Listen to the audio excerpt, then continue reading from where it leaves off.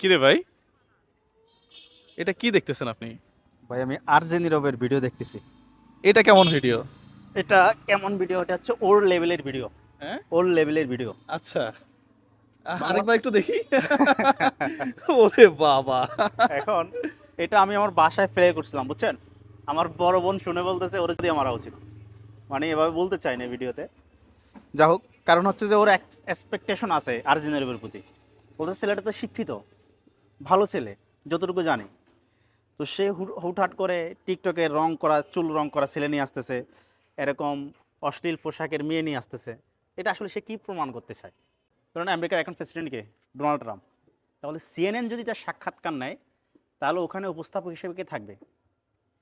সিএনএনের যে এক্সিকিউটিভ, যে ওখানকার সম্পাদক, সেক্রেটারি, সে থাকবে।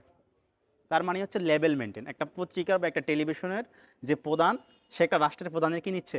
সাক্ষাৎকার নিচ্ছে। সোজা হিসাব। তার মানে হচ্ছে যেখানে মানুষ যাবে ওই লেভেলটা মেনটেন হয়। এখন ওর যে টিকটকার আনতেছে, ওই যে উদ্ভট অশ্লীল মেয়ে আনতেছে, তার মানে হচ্ছে ওর মন মানসিকতা নিচু লেভেলের, এবং ও মানে ভিতর থেকে এই লেভেলটা ধারণ করে। আমি কিন্তু কথাটা ভাই ফেলতে পারলাম না। তো যারা আরজি নীরবের ফ্যান আছেন, কষ্ট পাবেন না। আমরা আশা করব যে এই ধরনের অশ্লীল উদ্ভট কিছুদিন জিনের লোক নিয়ে আসে, কিছুদিন পরীর লোক নিয়ে আসে, কেউ ফেরেশতা হাজির করতে পারে এরকম লোক নিয়ে আসে। মানে উদ্ভট যা একটা নিয়ে আসবে, মানুষ দেখতেছে, টাকা আসতেছে, তো আসতেছে করলেই হচ্ছে একটা। না ভাই, মানুষ সবার থেকে সব কিছু আশা করে না।